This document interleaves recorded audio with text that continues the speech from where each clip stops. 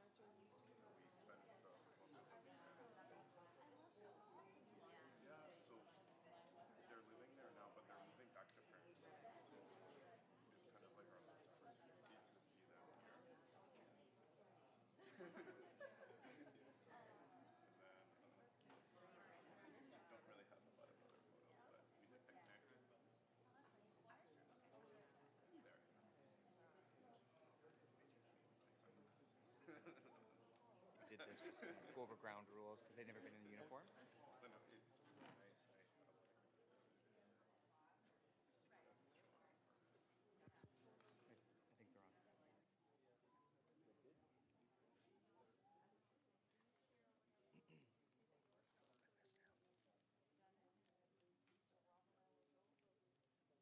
Good to go? Oh, yes, it is. All right, folks. Hello and welcome. Welcome to GDTI's Chiefs Town Hall meeting. Good to see y'all. Can't see you folks online, but good to see y'all. My name is Terrence Rodriguez. I go by he, him pronouns, and I work at the Rexdale Community Health Center. I'm actually one of the project's members, community advisory members. And so, welcome. I just wanted to quickly go over some housekeeping, and then we'll introduce the folks, the project, all the details and all that. So first off, just so you folks know, folks who are present, washrooms are outside. Feel free to access them. They're just down the hall there. And if you have any questions, we're going to have an opportunity for you to ask questions. We have a microphone. FYI, it's off camera, so you're anonymous, you won't be seen, and you can ask questions of the panelists and folks here afterwards. Sound good? People online, we are live streaming. So folks online, we have a chat, and they'll be typing in there. And those questions are going to be relayed through the staff we have monitoring the chat, and they'll be voicing them as well on the mic so that those voices online can also be shared here as well. All right. I believe that's all for the housekeeping. So before we get started, I just want to acknowledge that the land I'm standing on and that we're standing on is traditional territories of many nations, including the Mississaugas of the Credit, the Anishinaabe, the Chippewa, the Haudenosaunee, and the Wendat peoples, and is now home to many diverse First Nations, Inuit, and Métis people. I also acknowledge that Toronto is covered by Treaty 13 with the Mississaugas of the Credit. Toronto actually was originally called Takaranto, by the way, if you didn't know that. Originally it was called Takaranto, and it was translated or misunderstood. We also acknowledge all treaty peoples, including those who came here as settlers, as migrants, either in this generation or in generations past, and those of us who came here involuntarily, particularly as a result of the transatlantic slave trade. Today we pay tribute to the ancestors of those of African origin and descent. I recognize, and this is my reading my own writing now, I recognize and honor the constant and enduring presence of Indigenous people on this land, and I recognize and acknowledge the ongoing impact of colonization on both the Indigenous communities as well as those of African origin and descent. I myself am a transgender second-generation settler, and I'm honored and privileged to share these lands and our collective goals for equity-focused advocacy. I ask everyone, both here and online, to reflect on the connection you have with the lands, with the life inhabiting those lands, and your connection throughout time, past, present, and future. Reflect on what you have done, currently are doing, and what you can do in the future. Truth is raw and vulnerable, and it is the only path that leads to reconciliation. All right, so thank you. And with that, we're going to doing some truth today and sharing some information and what we've been working on. So I'm going to introduce the panelists. So first off, we have Ty Smith, who is from Facilitating Change and is our external expert consultant. Pleasure. Awesome. Thank you. Robert Chevalier, the 2S LGBTQ plus liaison officer. And we have Chief Myron Demkew.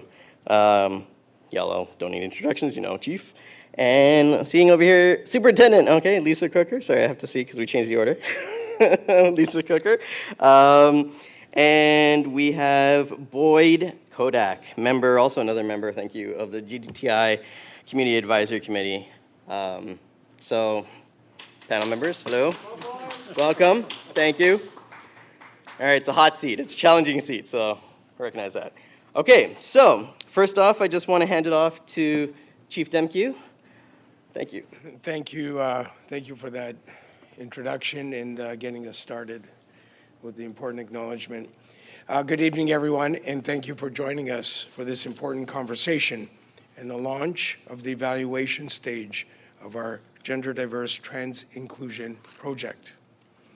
This work would not be possible without our Gender Diverse Trans Inclusion Community Advisory Committee and the diligence of 9 dedicated community members who are working with us to co-design, co-develop, and co-deliver the measures necessary to achieve our goal of a more trans-inclusive service. I want to thank our advisory committee members, Stevia Arthur, Sky Chevolou, Monica Forrester, Rosalind Forrester, Susan Gapka, Boyd Kodak, Terrence Rodriguez, Blue Waters, and Rachel Young. I know some of you are here this evening. Could you please give a wave and be recognized? I appreciate it. Thank you so much for what you do. Thank you. And maybe we could do a round of applause for everyone. Thank you so much. I've supported this work since 2017, and I oversaw the implementation of the requirements set out in the minutes of settlement between the Toronto Police Service Board and Boyd Kodak. I'm proud to say we have completed almost everything required by the minutes of settlement. Thank you, Boyd.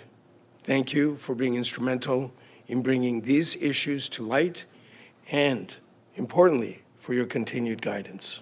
Thank you. Our Gender Diverse Trans Inclusion Project has been a priority initiative for several years, and adopting these measures is driving a transformation in our organizational culture. The service is committed to respecting the human rights and dignity of all Torontonians and to the goal of achieving progressive culture change and a more trans-inclusive service. We have been fortunate to have several expert consultants work with us over the past several years.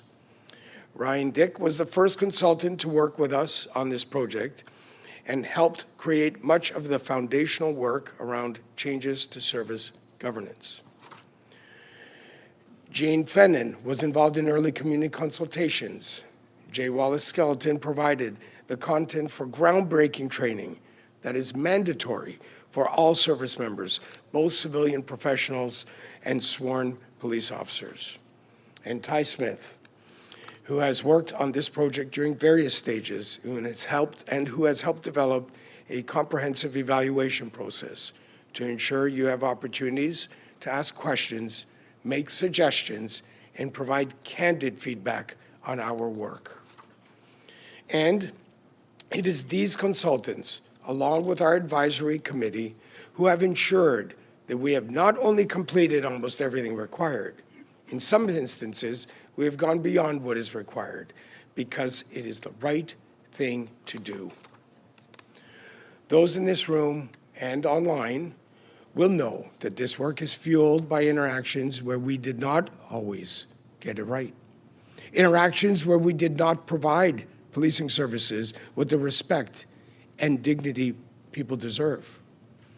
A deep sense of pain, trauma, and mistrust of police remains within the trans community.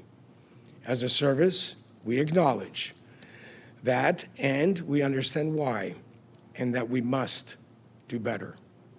Many of our advisory committee members have had negative interactions with police, and despite that, they have joined us to find solutions and to assist us in getting this right. We often hear the phrase lived experiences.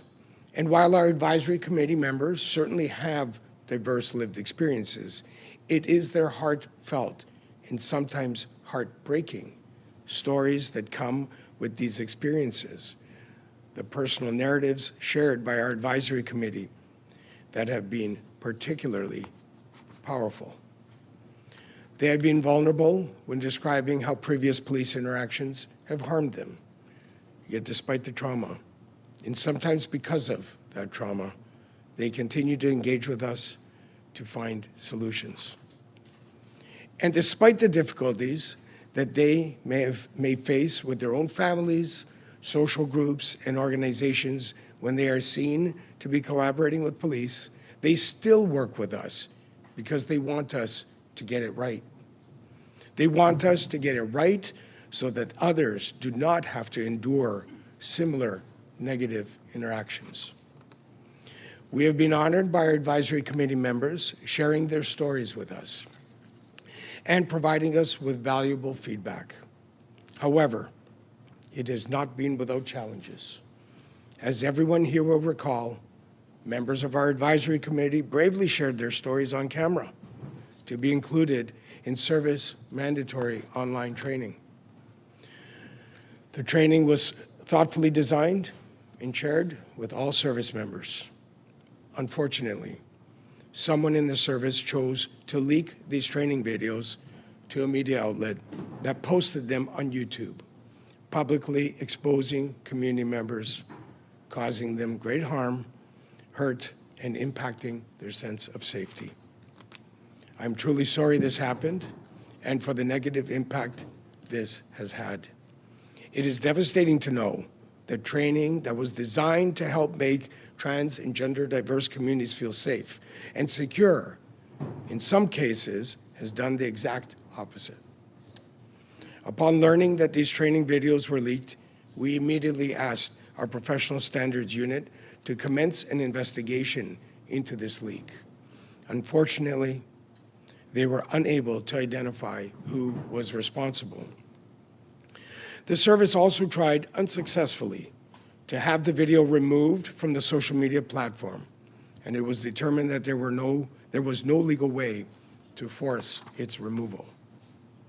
Please know that my command team is committed to ensuring this doesn't happen again in the future. We are looking for better ways to safeguard any personal information of those who have stepped up to help us. We are very grateful that the advisory committee has continued to work with us despite this incident. You deserve the very best from your police service, and we are committed to taking steps to ensure we are always serving trans and gender diverse communities with dignity and respect.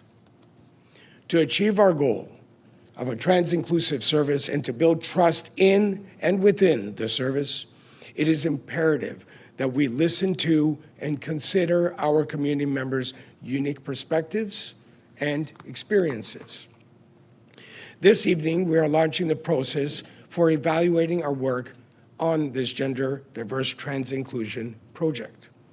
We will present a detailed overview of these evaluation initiatives, and we hope that you will consider participating in the discussion this evening, as your questions, suggestions, and feedback are essential for us to achieve our goal. We look forward to hearing from you tonight and over the next 10 months about the work accomplished and any changes you have experienced since the implementation of the mandatory training and revised policies, procedures, and protocols. We also look forward to your constructive and critical feedback on what we have done well, where there continues to be opportunities for improvement, and what further investments you believe will be needed for us to better serve trans and gender diverse community members. Your candid feedback is vital to this evaluation process and the overall project's success. I realize community members have been frustrated with us and have questioned our willingness to implement the necessary changes. I appreciate your patience as we work to resolve issues that have been decades in the making. Toronto Police Service members are honored to police with the consent of communities and are committed to respecting, serving, and protecting every community member in an inclusive and equitable manner. Through this ongoing work, I hope we can earn, build, and repair trust in and within the service. Thank you again for being here this evening. I will now hand it over to Superintendent Lisa Corker and Sergeant Rob Chevalier. Thank you. Thank you, Chief. And good evening, everyone. And thank you for those online and those in person for attending. Thank you, Susan. Here we are. What an incredible journey. I've personally learned a lot through all of the community members that have participated, so thank you so much for that. I have witnessed firsthand the growth from the members of the various units I have worked with while being a part of this project for the last 3 years. As we move into the evaluation component of this project, I'm excited to share with you a bit of the journey and how we got here. When I first became the senior officer overseeing the project, I met Boyd and the community members who were wonderful and have been extremely engaging. And during this time, it was immediately clear how much work this meant to them. The dedication to getting it right was shared and, more importantly, felt, even if it meant self-sacrifice and fighting through the personal difficulties. Many of our meetings would go much longer than scheduled, and the content would often feel very heavy. Despite these challenges, I witnessed each member supporting each other and encouraging one another throughout. Their bravery and commitment to change was something I have been honored to be a part of throughout this entire time. As the project progressed and we began to developing the training, our CAC members stepped up, with many of them volunteering to participate in the training scenarios, which produced realistic, genuine, and authentic training. The Gender Diversity Trans Inclusion Project was featured during the Toronto Police Service Pride ISN event, which welcomed police services from all over Ontario. At that event, we realized we were creating something very special. With the momentum of that local event, we applied and were accepted to present at the 2023 World Conference for the LGBTQ plus criminal justice professionals. The Gender Diverse Trans Inclusion Project was then brought to the world stage in Melbourne, Australia. As we moved into the training phase, Roseanne kept us constantly updated with the percentage of members who had successfully completed the training. This is training that has been groundbreaking within law enforcement and has had a profound impact on the Toronto Police Service. We are excited to begin the evaluation portion of this project. To this end, we know that the work towards the trans inclusion will remain ongoing, and we are committed to this work. We are fortunate that the gender identity and gender expression are protected in our human rights codes. We know that this is not the case in some organizations. Our chief proudly raised the pride flag at the police headquarters and in his speech stated that the flag remains a symbol that the service is committed to standing up against hate towards the 2S LGBTQ plus community. I hope everyone received this message. Thank you to the GDTI team and our CAC members. As we enter Pride Month, we look forward to more opportunities to gain valuable feedback, which in turn will help us achieve our goal, becoming a more trans-inclusive service. Thank you, and I will now turn it over to Rob Chevalier. Thank you.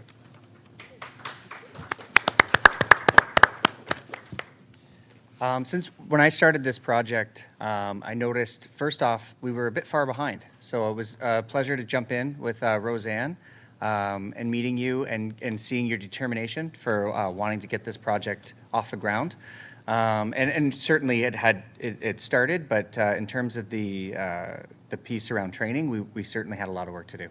And it was really neat just to see the CAC and, as Superintendent Crooker said, the determination to get it right. When we were looking for people to act in scenarios, members of the CAC, Terrence, looking at you, drove my own car to make it happen. So we just sort of leaned on each other, and that's sort of been a theme throughout this. Never would have thought that the project would have taken us around the world, but that's a testament to how bad that this work needed to happen. And it's just been a complete pleasure to work with all members of the CAC and the GDTI team. So thank you very much. Now pass it on to Boyd Kodak. Hello. Thank you all for coming this evening. Can you hear me? Yeah. Okay. Again, thank you for coming, and thank you for those who are watching online. I really hope that you all please take the time to complete the survey and to distribute the survey and encourage others to complete the survey. It's extremely important that that happens so that we can evaluate this work and hopefully see what kind of differences we've been able to make. Many people have worked very hard on this for many, many years in their efforts to improve trans training and guidelines. Transphobia was recognized and has been recognized as a systematic problem with many organizations, but TPS's efforts to correct this problem have been extensive and admirable. This unique remedy was done in consultation with a group of trans people, and it has proven successful for this project to date, and in fact so successful, as you've heard, the TPS has been invited to present the remedy at numerous conferences and to standing room only audiences, may I say. As a result of that and word of mouth and all the promotion we've done about this, I understand that TPS has heard from many other companies and employees and families and families of employees regarding this issue and hopefully bringing more conversations to the table. So again, now it's time to evaluate the success of this project, but in order to do that, we require as much participation as possible. And again, we ask that you all please encourage everyone and anyone you know to do such. Thank you. And now, that's it. Thank you, Boyd. All right, Ty. Lights on you. Go for it. Thank you so much. So good evening, everyone, and thank you so much for joining us today. I don't really have that much to say, except I'm really happy that we're at this phase of this initiative, and we recognize that although we're evaluating the minutes of settlement and its implementation, that the work of gender diversity and trans inclusion is ongoing for the service. It doesn't end with the completion of this evaluation. And certainly it's been an interesting journey for myself. A number of years ago, I was approached by the first expert consultant, Ryan Dick, who had to leave the project, and he had asked me if I would be willing to take on this initiative to support the service. And I actually had a moment of hesitation. Please? I wasn't really sure if I wanted to wade into those waters. I was really quite conflicted. And then eventually I thought, well, you know, if not you, who? You know, chip in while people are having experiences today. Whether you are an employee within the service or you're having interactions with members of the service, things are happening today. And so how can I be a part of surfacing issues, addressing them, and really shifting culture and practice? And we know that these are things that take time. And so very early on with this initiative, I saw that there was a real momentum to do this work, a commitment and a passion to do this work, but the challenge also of a bureaucracy and just the layers and the levels and the competing priorities, which is a reality of this work, which contributed to the length of time for this initiative to unfold. But it's been really great to have these ebbs and flows where I came in as a subject matter expert to support moving the project forward. I ended up joining the service and then as a staff person continue to support and take this initiative to get it over the finish line and to come back at this phase right now to evaluate its implementation and its effect is really quite pleasing for me. But we know it's a real commitment and some real solid work. So I look forward to really getting everyone's feedback. Please do spread the word around this survey, share your experiences, be as honest as you need to be, and really provide some really great feedback around the ways in which we can contribute to culture, change in practice, to be able to get to where we need to go. Thank you. Thank you. And before we jump to the next item on the agenda, I just wanted to quickly chime in too, as you all folks. Also, as a member that's been on the committee, not as long as some other folks, it's, as they all said, very challenging, interesting experience. Some intense conversations, and we rode the rapids together in a lot of those and supported each other. And I think both civilian and TPS got a better understanding of each other and our experiences, and there's been a good connection with that. And I am so grateful to be part of this process and to see it happen. Didn't think I was going to see it in my lifetime, but you know, things happen. And I'm looking forward to the future because we're evaluating. And when we say please evaluate, that's not lip service. We legit want you to evaluate and put your input. Folks online, same thing. Because this is like a starting point, right? We're not the end all and be all. It's an evolving process as our society is also evolving. So we need to make sure that we learn, we grow, and we continue to do that, and we don't become stagnant. So please remember to share your input on that. All right, so next up for today, we're gonna talk about the history. So you a little background on the work that we've done on the project. So you already heard a little bit, but we're gonna be sharing with you some information, slides, and some background info and videos in regards to the training. So go for it. I believe, was it?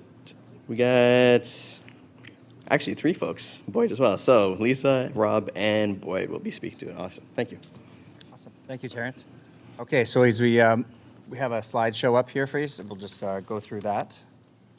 We're going to be speaking about basically the project. Share it? Okay. Excuse me, technical stuff first. Be like,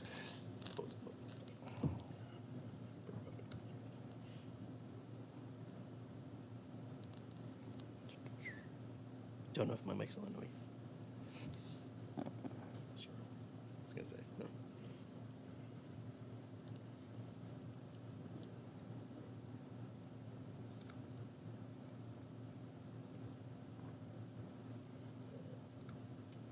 There we go. And we have this in the way. Go away. There we go.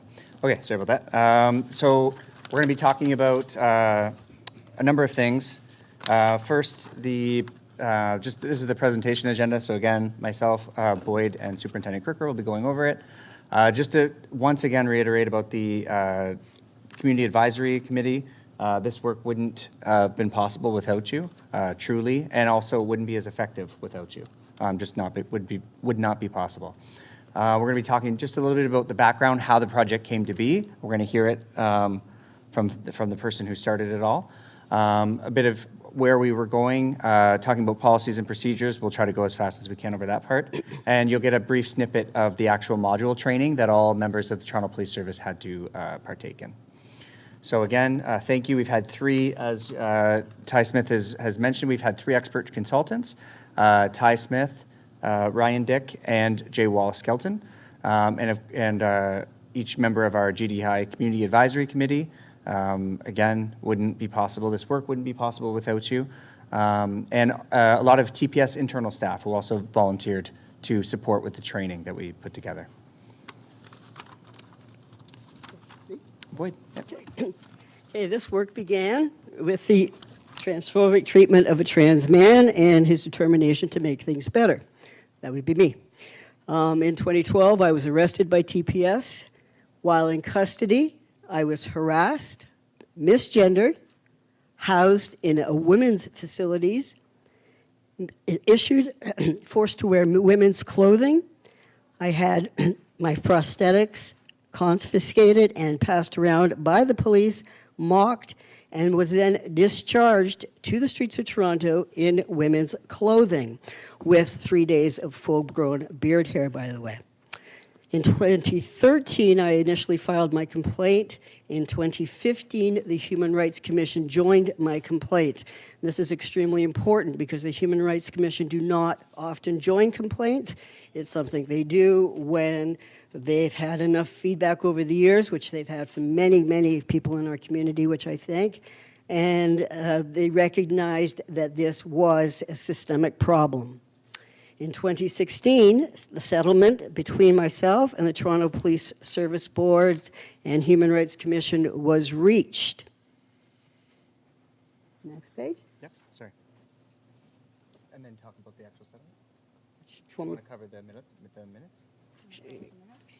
or just, do you want to? Doesn't matter. Yeah. Okay, basically the settlement was that to conduct extensive consultation within the trans community about how Toronto Police Services should adjust its practices, deliver training, and monitor the implementation of new policies and procedures. This required to develop and publicly post information about written policies, procedures, orders, and forms that address how the rights of trans persons should be respected during interactions with the police. And I believe that that's the first time that these written policies have ever been released publicly. These included respecting trans people's self-identification, including names, pronouns, and gender. Lodging trans people in accordance with their self-identified gender identity, to the point of undue hardship, respecting privacy and confidentiality relating to a person's gender identity and expression, including the handling of gender-affirming items and prosthetics, allowing trans people to have clothing and personal items that support their gender identity expression while in custody, again to the point of undue hardship, and protecting trans people from harassment. Provide training to all police officers and court security staff on the new Toronto Police policies and procedures. Give Ontario Human Rights Commission an opportunity to review and comment on the new policies, procedures, and training materials. Develop a plan for the ongoing monitoring, evaluation, and review of the effectiveness of these new policies, procedures, and training relating to trans people, including the option of human rights-based data collection, which is what brings us here tonight. Awesome. Thank you, Boyd. Ty Smith had mentioned, I don't know, I keep saying your first and last name. Ty had mentioned some competing priorities as well as other projects on the go. So while this project was unfolding and getting off the ground, certainly the Project Houston and Project Prism, the criminal investigations were underway. The subsequent report that was released by the Honorable Gloria Epstein as a review of those investigations, as well as other ways looking into how Toronto Police Services deals with marginalized communities, as well as missing person investigations.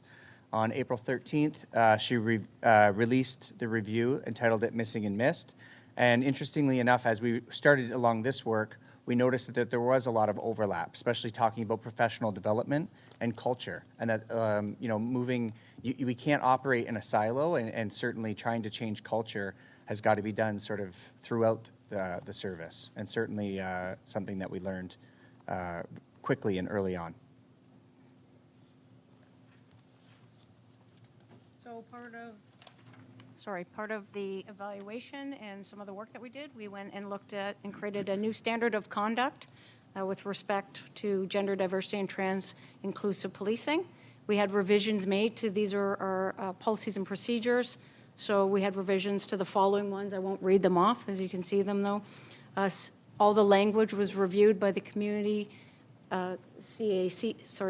community advisory, and those changes were made to be inclusive. We also looked at our forms and our standards of self-identification and made those changes. Gender is now in multiple options and not just two.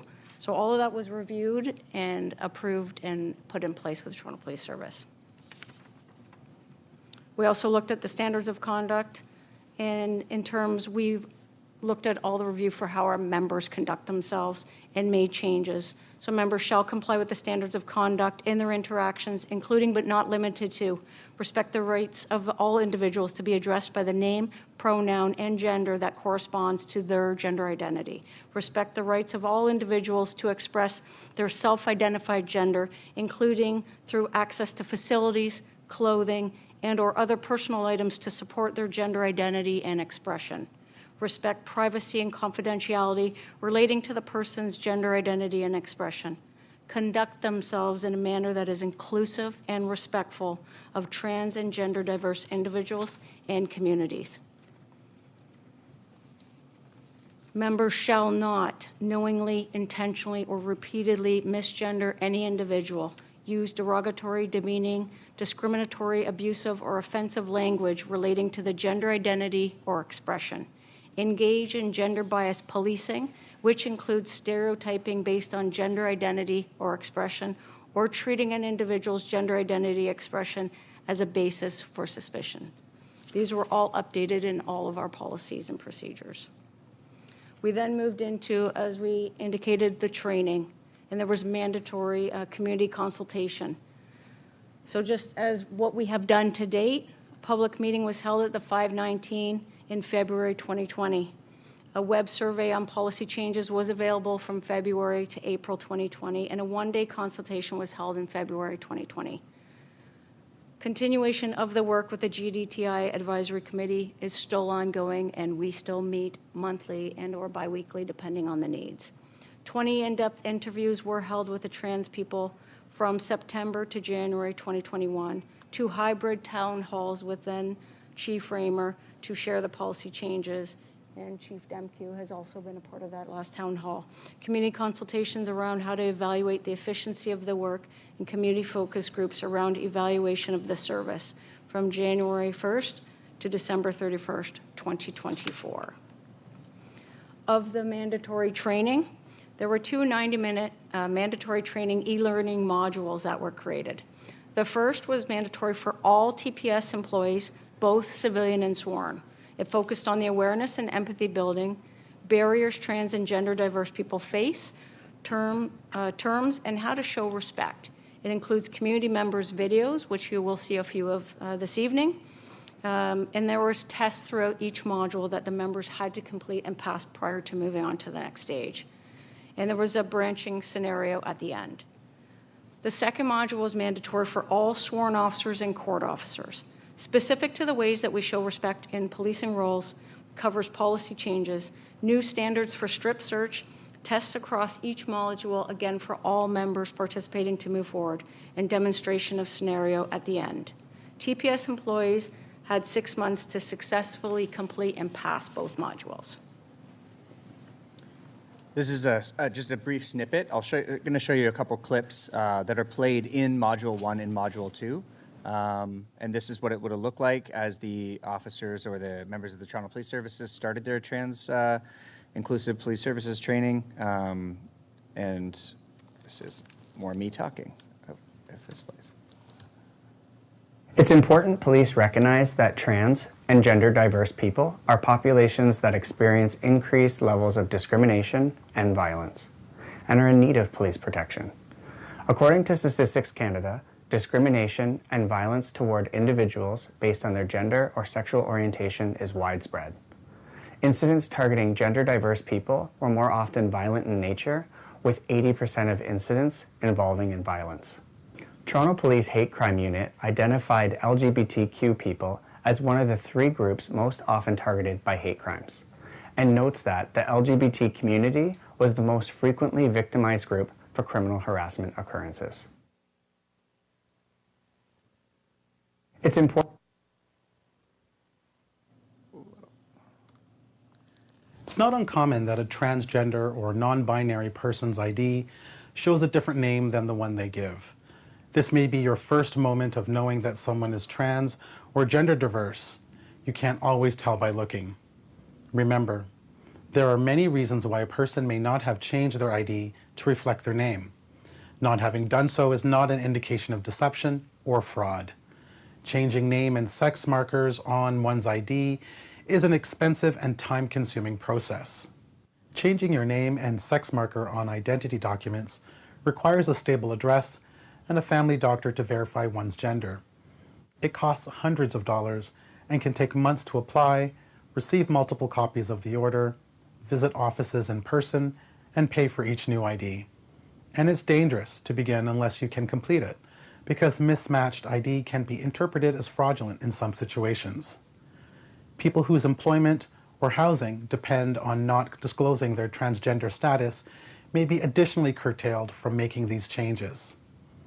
When a person you encounter gives their name and it's different to what their ID shows, you must call them by the name they give consistently.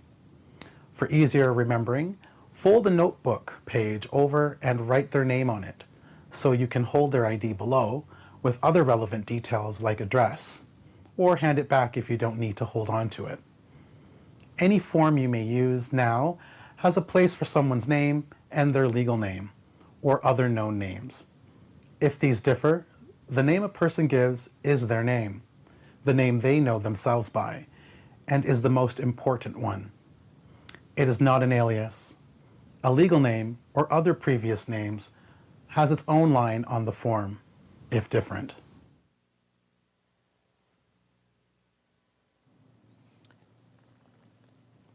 And we also made many different, in a part of the training as well, we had to mention many of the different forms and policies that we updated. You can see it's kind of highlighted here on the right where we have the non-binary caption, and also unknown is there as well, but unknown is meant to only be used as a placeholder.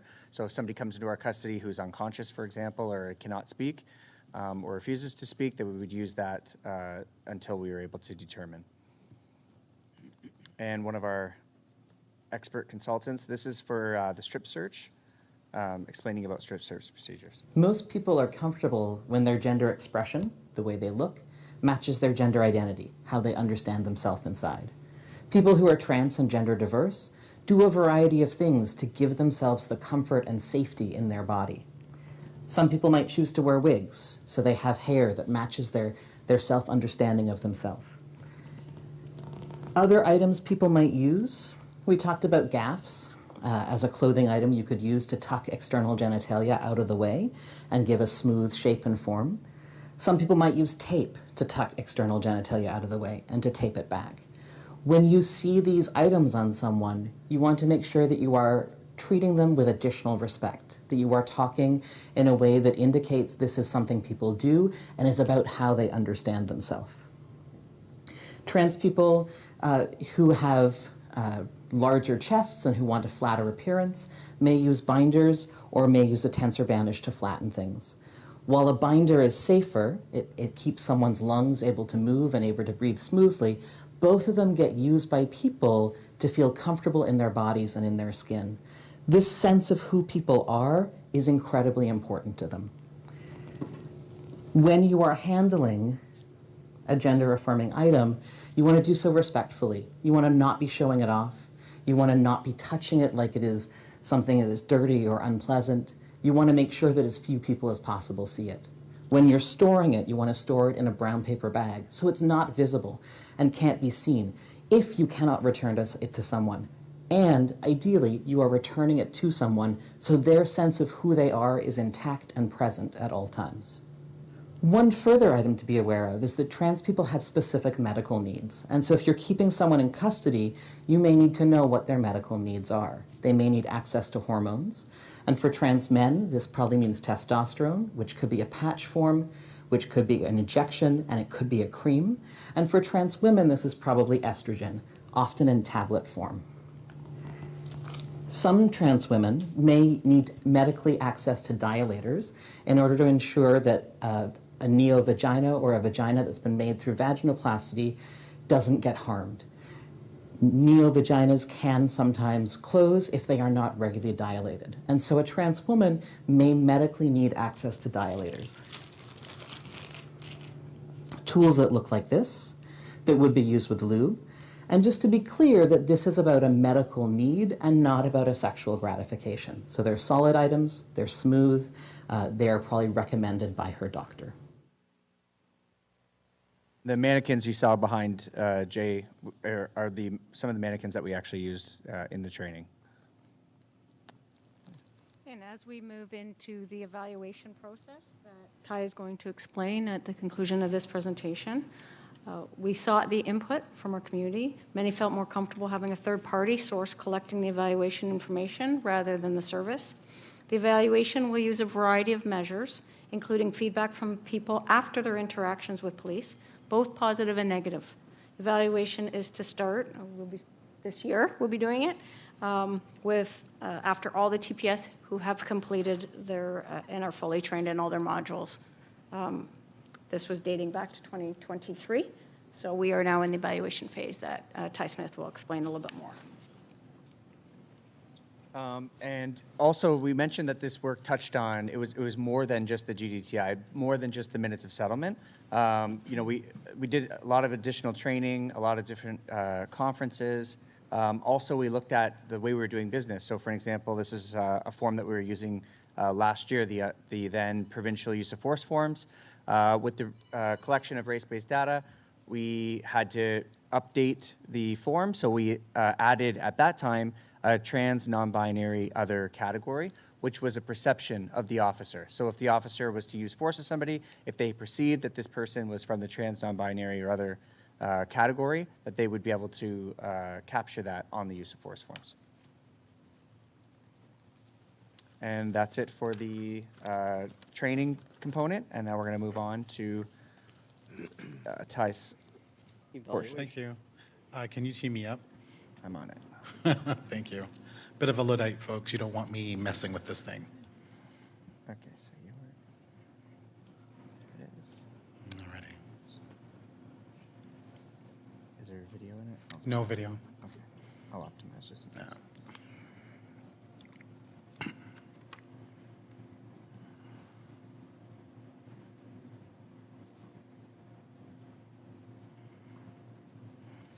Alrighty. Thank you so much for that. Okay, folks, so we are at that wonderful phase of evaluation, and I'll just walk you through. This is a summary of a more fulsome plan. So there is a document that gets into a little bit more detail. This is an overview. I don't want to put you folks to sleep, but I definitely want you to know what is happening and why it's happening and when and how.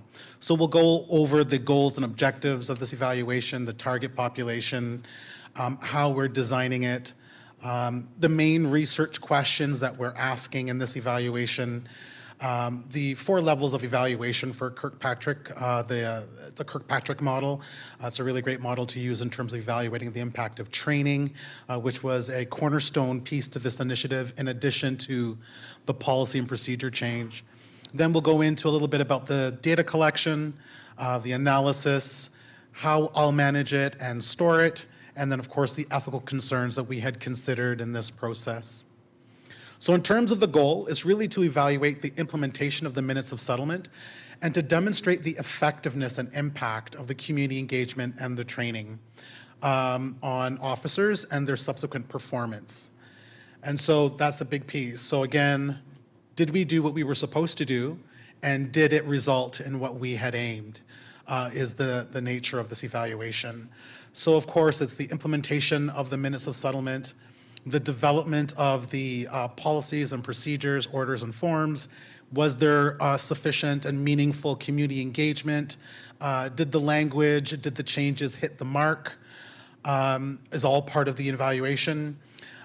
Was there an opportunity to build trans-inclusive police service delivery capacity of the officers? Again, did the training do what it aimed to do?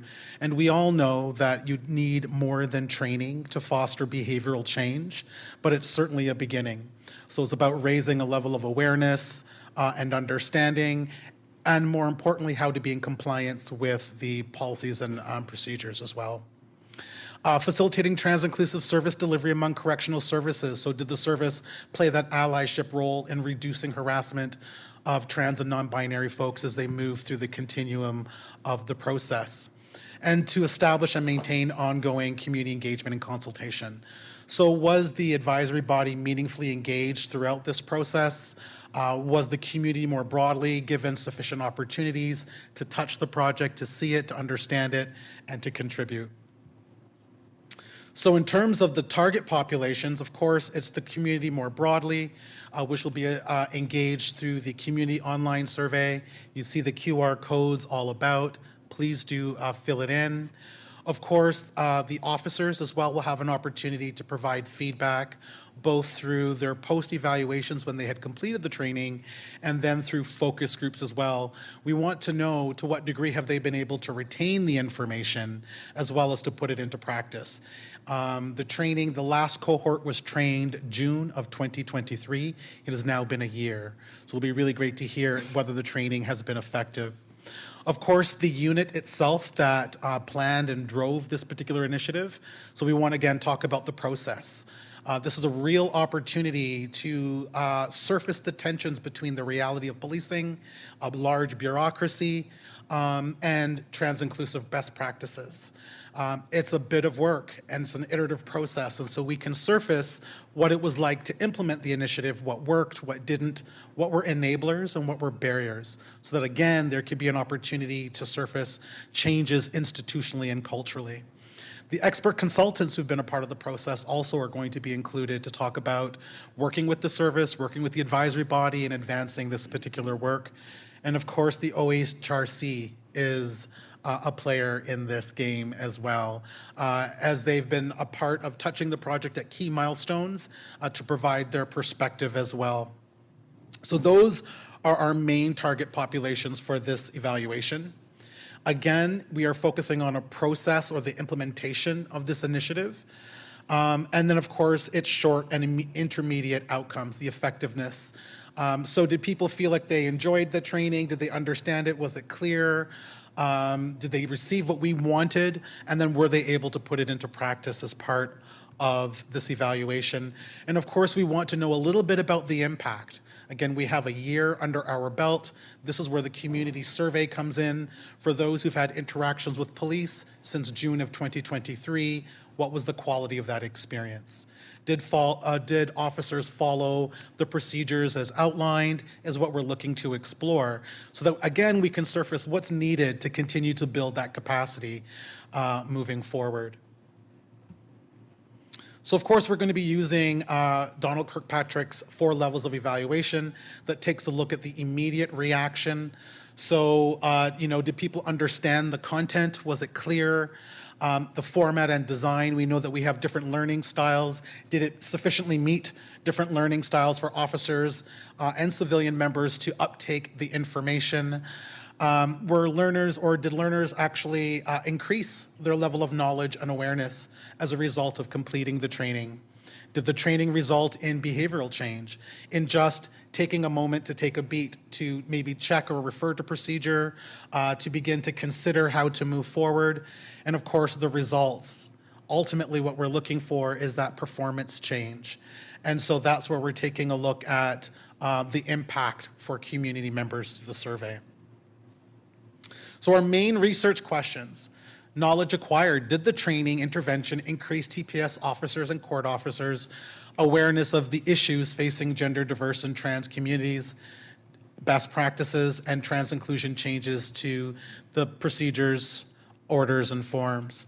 Did the training intervention lead to standardized inclusive service practices in compliance with the OHRC, and again, the policies and procedures? And did the gender diverse and trans community members who had interactions with police in the past 12 months experience trans inclusive police and correctional services? Then getting into the process as we're looking at implementation, did the initiative meet its objectives and fulfill the minutes of settlement? What worked and what didn't in the implementation? So what insights did we gain through this journey, and how can we apply that moving forward? As I'd mentioned at the beginning, we recognize that the minutes of settlement was the catalyst to this formal approach for culture change related to gender diversity. But this work is ongoing. So although we're evaluating this minutes of settlement implementation, it essentially serves as a baseline for ongoing evaluation, which can of course increase in scope over time. Then community engagement. Is the TPS recruiting diverse, gender diverse and trans folks for the advisory body? We know that diversity is also about different lived experience, intersectional identities, different perspectives and mindsets. So is the group really diverse in terms of their level of comfort with the issues of policing and trans community, so that we're really getting a breadth of perspective in terms of informing the work? Is the body strengthening the GDT voice and trans inclusive decision-making of police service? So this is getting into the meaningful impact. Is the advisory body really playing a meaningful role in influencing practice and culture change at TPS is part of what we'll be exploring.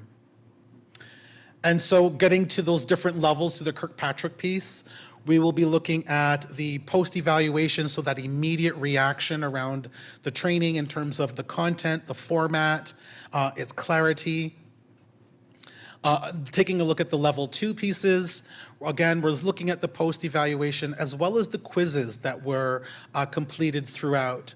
Unfortunately, we didn't do a pre-evaluation to get a baseline of level of knowledge and skill and confidence in this work, but certainly the quizzes and the responses are an indicator in terms of the level of knowledge as well. And then, of course, focus groups with officers to find out, again, the degree to which they've been able to retain the information, feedback on the training content itself, and then, of course, enablers and barriers to advancing this work, really putting it into practice within the service, within the culture, to get some insights, again, about changes and additional interventions that will be necessary. In particular, we're looking at institutional inclusion in this particular initiative with the aim towards authentic inclusion. We first have to create the conditions for that to occur, and that's a real emphasis of this initiative towards culture change. In terms of level 3, the behavior, the outcome of this initiative in terms of the changes to policies and procedure and the training, and of course the insights shared by the advisory body, there'll be on-the-job observation. So I'll have an opportunity to review video interaction and the transcriptions of interactions through the body-worn cameras, so I can get a sense as to whether people were in compliance, whether there was a neutrality in service delivery, and a sensitivity. Also taking a look at the data entry to, again, map on whether there was just compliance with the procedures and the ways in which information is supposed to be captured. Again, taking a look at this, we'll know whether this initiative has hit the mark, where there might be some gaps and challenges, and then again, we'll be able to make recommendations on how this again could be better supported through some culture and institutional change. Lastly, we have the level 4, the impact, and this is where the community survey comes in. It's essentially an anonymous 15 to 20-minute online survey. It includes a nice mix of open-ended and multiple choice questions to really support going through all of the survey. Of course, it's open to anyone. Anyone can complete it, but we know our target population are gender diverse and trans folks.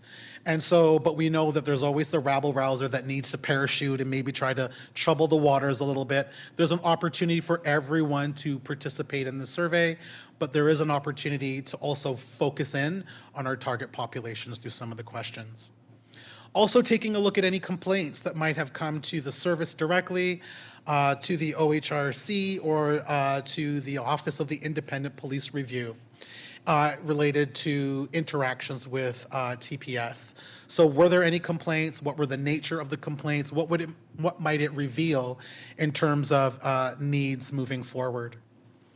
So just a quick graphic summary of the data collection points that we will include in this evaluation. So again, the interview with the EIHR unit itself, taking a look at the reviewing the complaints, the on-the-job performance, the officer focus group, the advisory body engagement as well, and the community online survey, as well, of course, the requisite document review. In terms of what I'll be using to filter my analysis, it's taking a look at trans inclusive practices. So does the changes, or do the changes reflect best practice? Again, the Kirkpatrick model will be used to guide this piece, and fittingly procedural justice theory. So whether folks were treated with dignity and respect, that's going to be through self-report in the survey, whether community felt sufficiently that they were able to provide a voice to issues and experiences and ways forward, and the degree to which officers were neutral and transparent. So essentially treating a citizen as a citizen regardless of identity, and whether officers conveyed a trustworthiness in their motives. So really, again, just simply doing your job in terms of having to ask questions or to process individuals. So in terms of data management, the survey is a survey monkey survey. I'll be downloading the data using Excel, which will be a locked file on my locked computer. Interviews, like focus groups, will be recorded, then transcribed. Once transcribed, the recordings will be destroyed, and I will keep the notes for about 1 year to 2 years as a form of receipts around the raw data, so that, and really, if there were any challenges around the report, if we really need to kind of dig into the details, we have those transcribed notes, which at the end of that 1 to 2 year period, I'll then destroy. In terms of the data cleaning, any ineligible ones will not be included in the analysis, and we're looking for a minimum of 2/3 completion for that survey to be included in the analysis. And of course, in terms of how it'll be presented, there'll be the frequency table, so to what degree was a certain theme that has been identified, shared, or a recommendation stated and noted. And then lastly, in terms of ethical concerns, we certainly want folks to have informed consent. So there's, of course, a website, a lot of resources, and there will be heavy comms so that people are understanding what is happening, why is it happening, who's doing it, and how. This town hall is a part of that informed consent, as well as participants being able to indicate their consent on the survey as well. That at any time, you can stop completing the survey. You can skip questions within the survey in terms of withdrawing your consent, in terms of your level of comfort. With the focus groups, anyone can leave at any time. We recognize that this can stir the pot for folks as well. You're asking about what could be a really uncomfortable or humiliating experience. And so we're really mindful around the language that we used, and only asking questions that we needed to ask in order to evaluate this initiative, its implementation, and its outcome. And of course, there's the communications around particular supports that people can access as well after completing the survey. And so I think that's about all I have for you except for these timelines. So you'll see we've been completing the doc review, and that essentially is ongoing. I produced the evaluation plan. It took a few months to get through the back and forth. It's been roughly completed since March, April. The town hall, of course, is right now. The on-the-job observation, I'm looking at taking a look at these data points on 2 occasions. So one likely in July, August, and then again in January to capture anything forthcoming. And then, of course, the data entry, 2 points of review as well. The survey will be live until March 31st of 2025. So it's open now. We'll have several pushes to continue to remind folks that it exists. Again, word of mouth is everything. So please do spread the word. If you come to know someone who's had an interaction with police who's non-binary or trans, please do encourage them to fill out the survey to let us know about their experience. Data analysis will take place in around April of 2025. And then finally, there will be a report completed with recommendations on how to continue this particular work and to perhaps increase the scope. So some insights around some institutional challenges, enablers, barriers, and recommendations on how to move forward. Will be contained in the report, which will be shared with the project committee, and I believe with the community as well. There will be an opportunity for you to be aware of the findings and what will happen moving forward. And I think that is all for me. Awesome. Thank you. All right. Well, folks, it's that time. That was a lot of information thrown your way, and hopefully folks online, you're still there too. So now we open it up to all of you. Do you have any questions, any comments, anything for us up here, TPS, anyone? And I know we have people online that have been monitoring chat as well in regards to if anyone has put any questions or comments, but go for it. No worries, we're trying to figure out the lighting situation. Yeah, if you could, are you okay with that? Yeah, okay, cool. So a question for you, Ty, with the evaluation. Is it only looking at sworn police officers and their interactions, or is it civilians as well? That's a really great question. In terms of the focus group, it's open to both sworn and civilian, for sure, because that matters. We recognize folks enter the service to do background checks or to pose questions or any kind of follow-up. So certainly this is about all. Great question, thank you. Awesome. Awesome, thank you. Still on the evaluation, you had mentioned that you've given 2 90-minute trainings to the police officers. To me, this just sounds like a prep for Pride when you kind of mention these little evaluations of when to take place in February and stuff like that. But what my concern is when do you really ensure that these 2 90-minute evaluations are actually being effective with your officers? Like, what does it take besides these surveys to make sure that they're doing their job? That's a really great question, because what I'm hearing about is accountability and performance management, and perhaps I'll leave that to the internal folks to cover. So I'll start the answer. Thank you for that question, first of all, and I think it's a super important question because it speaks to the heart of the matter of how we hold our officers accountable. And one of the key things that we have done, especially in the last most recent months, is we've really focused on reconstituting our supervisory capacity on our frontline service delivery. So our police officers in uniform that are out on the street every day, we have made sure that we put sergeants and staff sergeants back to full strength where we could to ensure we have really good supervision on the road and timely supervision. Part of supervision of our members includes a review of body-worn camera as a regular course of duty. So, for example, we have supervisors who are tasked with reviewing officers' engagement out in communities, reviewing their body-worn cameras, and while it may not be specific to an encounter that this survey will capture, but the behavior generally is reviewed and will, we would expect, show that the conduct of our officers is consistent with training throughout.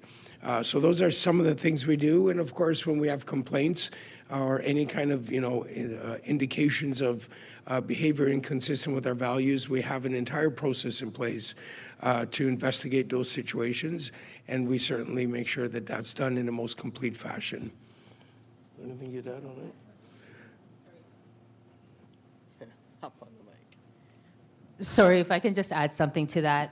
So the 90-minute trainings that are two had taken place from about 2022 and ended about May 2023. So they actually took 6 months to complete, and then after the 6 months, we've waited almost a year to make sure that people were implemented. Every new recruit that comes in or any new staff that comes in is required. It's mandatory training that they have to do. So we're not just doing it just because it's Pride Month or that we wanted to get this done quickly. This has been an investment over the last 3 years to get the training developed and also ensuring that members had an opportunity to complete it.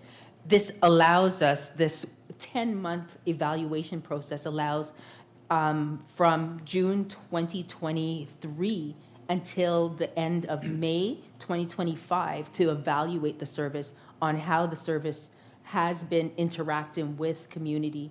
And so it's not just a 1 month thing. It really is an investment in terms of the next 10 months, going into almost a year to get this report, and also the recommendations of what happens next. So if things didn't work out well, there are recommendations in terms of what other trainings might be needed after that. And so we're giving people an opportunity to implement what they've learned and also an opportunity for community to be able to evaluate those individuals. And community is supposed to evaluate that through negative interaction? Negative or positive. So it really is. What would be a positive interaction? Well, a positive interaction would be that if somebody was booked in and they said, "This is my dead name," and the person, a member, would actually not use their dead name. Even if their license or whatever their legal document is says that, and they said, "This is the name that I go by. It's not my preferred name. It's my chosen name. This is my name. So if my name is Roseanne, you're calling me Roseanne. If my pronouns is a he, you're calling me as a masculine pronoun all the way through." And so those things are recorded on those book-in videos. And so that's what we're reviewing to make sure that our members are doing what our training and the policies and procedures have said that they should do. But those reviews are only being kind of watched over if somebody makes a complaint. No, not at all. And that was exactly my point, is our supervisors proactively review video as part of their evaluation and supervision of our members. And that's one of the things we've done recently, is make sure we put sergeants back into our stations. And we had promotional opportunities where we were able to get supervisors back into stations where we had some degradation of supervision. We have now got supervisors back, so we can do that proactively. So not just in response to a complaint, as part of monitoring behavior day-to-day in the operations of a station. I still got more comments, but I could take like all day. Does anybody want to go first? Oh, I totally want to hear more, but can I also respond to a piece of that too? But okay, so this came up, and I brought it up too, because I'm from Rexdale, by the way, and I'm like, downtown's different from Rexdale. How do you hold accountable? All those pieces. I mean, even in regards to how you present that came up in conversation. Like, as we do these trainings, how is supervision presenting it to their staff that they have to do these trainings, right? So these conversations and these pieces have come up in regards to holding accountable. That's the other piece. I know the frustration in regards to like policing the police really shouldn't happen. On the flip side, that's why this has all happened in the first place. Boyd and what we've been doing, it's holding them to the fire too, not just because it should happen, but that's part of, cultural sensitivity is, they're not aware of everything. TPS is not, and they're learning. We've noticed that they've been open to learning and open to that constructive feedback, and it's been intense. So that's why we totally push this evaluation that much more. Positive, negative interactions, anything that you want to share, share it. Keep it raw, keep it real, because we're going to be using that, and not just TPS, but all the community members, like we are using that to move things forward and continue to work towards these things. But and if you have additional ideas in those evaluations on what can be done or should be done, throw that in the evaluation too. Because we're all part part of the community, right? So if we can work together to do it, we have multiple lenses, but together we can all make it happen. So, yeah. And to add to the survey as well, it's not just for people who are under arrest. It's also, we know that we deal with witnesses of crimes. We deal with victims of crimes. And we want to make sure that their voices are heard as well. And that when we are interacting with them, we're doing it in an appropriate way as well. Ooh, there's some fun feedback. Sorry, keep going. Okay.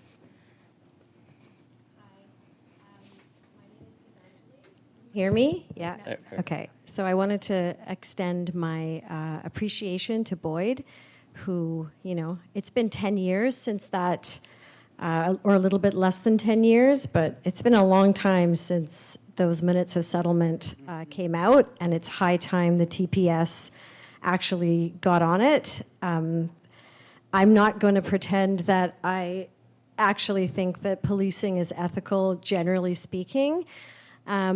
But I have a couple of questions about this process and about the training. So one question, I'll ask both questions and then you can answer them. One question is, in the training, because transphobia in all of its forms is not just about pronouns, it's not just about what names you call various parts of your body, what gender-affirming care you require and need.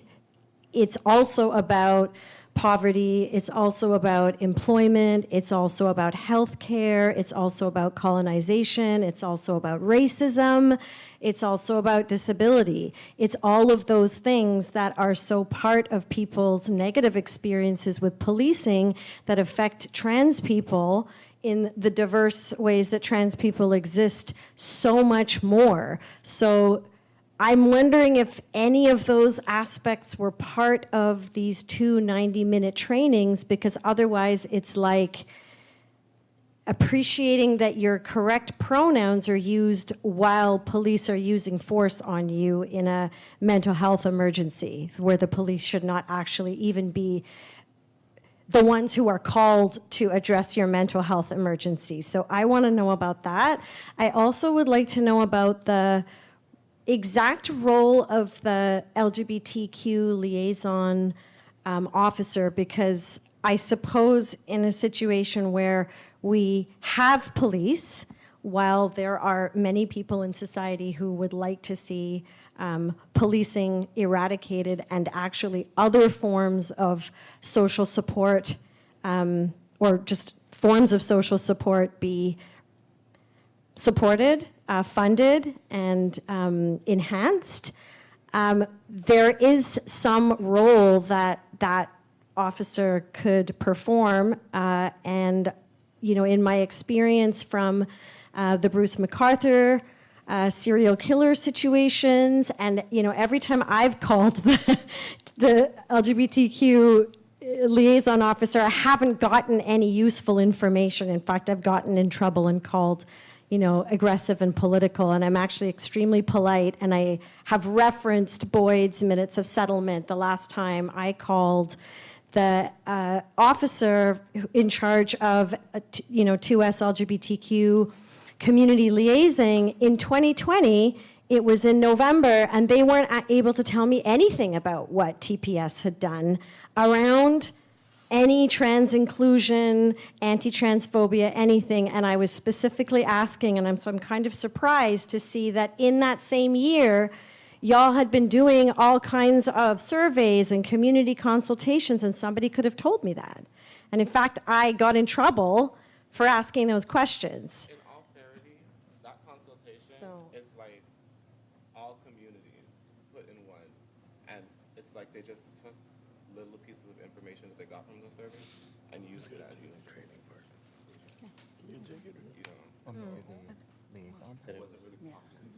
Right, because I feel like a lot of us didn't even know those things were happening, but when I asked about it specifically at November of 2020, nobody was able to tell me anything. They had to speak to corporate first, and I was calling as a community member to ask after a black trans woman had died, after police had been called. This was in 2020 in September or October. And this was after Regents Paquette, Korchinski-Paquette had died. Like, you know, this was on our minds, and the person who should have been able to answer some questions for me just, like, reported me. Oh.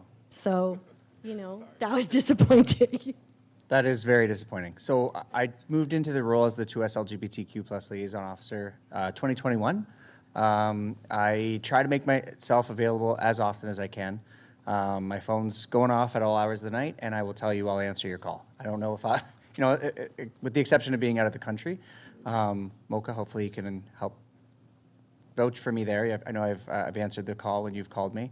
And, you know, but I am one person, but I'm lucky enough to deal with a team, right? So I'm sorry that you had that experience. I certainly don't I haven't had to report anybody, had to block a few people off social media, but other than that, I've never gotten anybody in trouble for reaching out to me. And I certainly want to move that forward. I know I work with Cheryl Taylor. I don't want to speak for her, but I see her and the interactions that she has, and she certainly does the same. And again, it's a team, so we often rely on our teammates, right? So we have neighborhood police officers as well. So there's 4 people in the Church Wellesley neighborhood who we can rely on if there's things that are part of the 2S LGBT community but are more geographically suited to the Church Wellesley neighborhood. Sometimes I rely on them to sort of help out. And oftentimes it's just making introductions. So if somebody comes at me with something from sex crimes, for example, right? And they feel comfortable approaching me, and I can make that connection, and then I can sort of you know, reach out, make that introduction within the service to make sure that they're going to be, you know, helped moving forward. And then, of course, if they have any problems, they could always reach back to me. So I'm sorry that you had that experience. I do try to, I remember I said at the very beginning, when I first came into the project, I really noticed how siloed we were. And that still remains. I think in any large organization you become siloed, but then quickly I realized that this work is really touching on so many different units at the same time. Like when you're moving culture, it's not just, you know, the LGBTQ unit steps forward and everybody else stays back. Like you really have to move this giant ship and sort of move this giant ship as once to be able to affect culture change. So just happy to be a part of that, and I'm sorry that you had that experience, but moving forward, I'd like to think since I came on that I've done an okay job at connecting with people.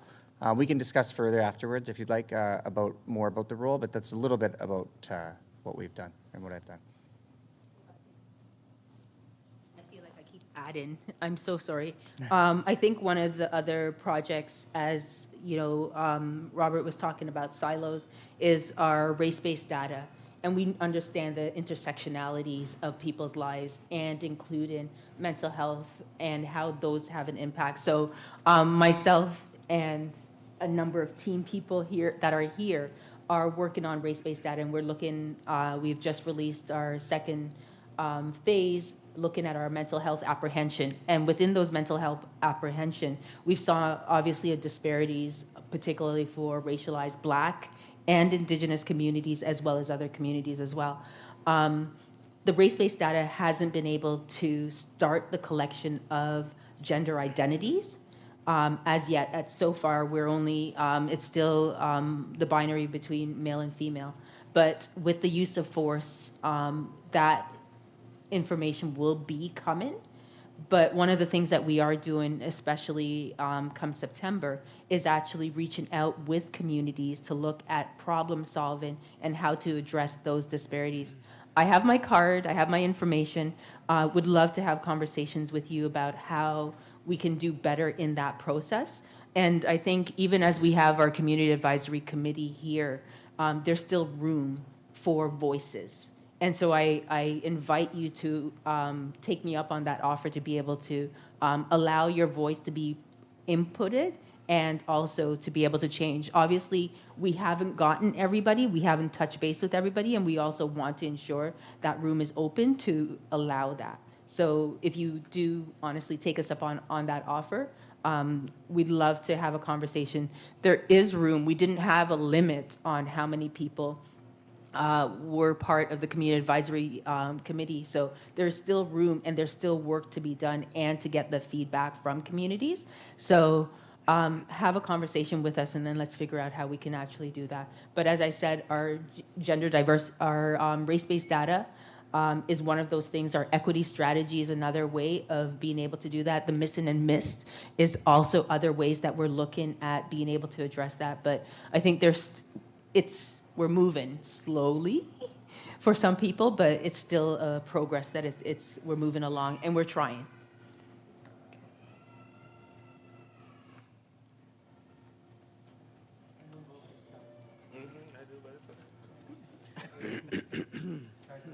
Cheerleader for TPS. Hi, how are you? I'll try. So one of the things that came up for me in the presentations, we all know who I am, Susan. Thank you for the recognition earlier. So TPS, Toronto Police Service, is from like A to B or A to C on the scale. And I noticed court services mentioned several times, but that's a handoff to a different service. And then I saw corrections in there as well, and that's a handoff from court services to corrections. And I do believe, and I think I've mentioned this before, I don't know, it feels really awkward and uncomfortable to say that in this particular climate here, or this room, to get it right or to treat trans and gender diverse people with respect and dignity at the beginning of that process, and of course someone can exit at any time, but is a good start. But I don't know that TPS has any authority over court services nor over corrections. So how do you see building those bridges or bridging those gaps in services? Because if we deserve to be, we as trans people deserve to be treated with respect and dignity anywhere along that process. But that's sort of ultra-virus jurisdiction. So just wondering if you had any comments on that, because it's a lot of work. It's taken, boy, 10 years to get this far, and that's farther down the road. So feedback, comments? So I can answer that. So just correctional services is under the ministry. We do work with the ministry and correctional services. However, they are separate. The court officers are members of our Toronto Police Service. So any court officers, booking officers, when you go into the court system, those are members of TPS that it was mandatory training. So when we're talking about civilian and sworn, court officers are civilian members in a uniform. So they are members of the Toronto Police, and it was mandatory that they took this training. In terms of correctional services, we are always open to working with our partners and sharing our information. I believe we mentioned it before, many services have come once they learned of our work that we have done with the committee, and we have been openly trying to share that and support other partners and other services so that we are all working together. So in terms of the ministry, that is separate, Ministry of Correctional Services, but we do work with our partners always and share information. Court officers are members of the Toronto Police Service, and this training was mandatory for them. Does that answer your question, Susan? I'd also like to include that my complaint also included correctional services. It was against TPS and the Ontario Correctional Services organization. They came to the tribunal and basically said that they'd already taken care of the situation, which is something that still requires a great deal of further investigation and work. So to put it bluntly, I was not satisfied at all with the court services reaction to this. In opposition, Correct. TPS, correctional services, again, in comparison, TPS have been extremely cooperative and have done extensive amount of work. So I'm really hoping that we're going to see a big difference from this. Possible remedies from courts or correctional services. I guess it's going to have to take another human rights complaint to, and I'll be right behind. Well, this has come up again in conversations too, and I'm curious if one precedent setting would have an effect with others within the justice system, other institutions within the justice system. The other piece is, as the human rights, was it the tribunal? Right? They're involved in it and reporting back. Who knows to say what they may do with that as well, and we can possibly look at some kind of like best practices and what we've learned, evaluation pieces too. Like when voices come in, we can share that and look at how we navigate that with that next step, not just TPS, but reporting back, and then they can also decide what they do with that. But I think, as you mentioned, Boy, the big part is advocacy within community is going to still be needed, which is why I like keep using the voice. And I know it's not ideal. It's the way systems and institutions are set up. So we're looking at that as you were also speaking to kind of like some of the systems and institutions and how shift is happening in our society in regards to what the community needs versus to what they've been given and what really needs to happen. So I think that's a big part of it. But I'm hoping that precedent setting, I've noticed that happen within my own community, that it kind of happens, one influences the other, and they see, and it affects also within the culture that they share too. But. So, mind if I go? All right, since we're speaking on culture and society shifting and moving, this recognizing trans people and the trans community is like recognizing the civil rights. It's a movement. And a movement is usually not done nationally or continentally, it's done globally. Because you need the recognition of every other nation to recognize you as a human and stand up for you and help you in order to push the change forward. So with what you guys are doing here today, how would you say that your training would translate into other enforcement services like the RCMP and the military? What would they be able, if somebody was just here randomly today, what would they be able to take and adopt from what you presented to us today, in your opinion? Well, I can tell you, as a direct result of some of the training videos that we've shared, especially, you didn't see everything that we had, but we had some stuff around strip searches. And I know that immediately following the World Conference that we had for criminal justice professionals, people wanted that training.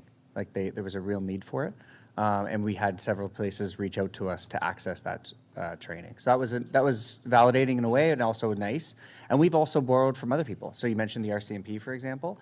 They had a transitioning in the workplace document that we didn't have. So they got to go ahead on that. They had a member who transitioned in the workplace, so helped sort of make sure that they came from a lived experience standpoint. And we borrowed that when we had members that were asking. So it's not just us, being a leader, but also being open to what else is out there, right? And we don't have to. We're not necessarily. Although I really stand by this project. I think it's very needed in the policing community. There is other institutions that are also doing good work as well, and just borrowing from each other, right? And making sure that we come up with those sort of best practices for sure.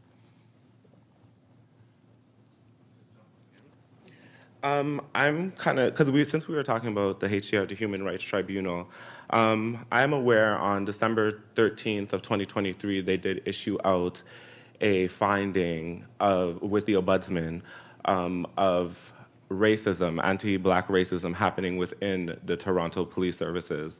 Since this has an intersectionality with the transgender community, what have you guys really taken from those notes of recommendations and implemented into what you presented here today?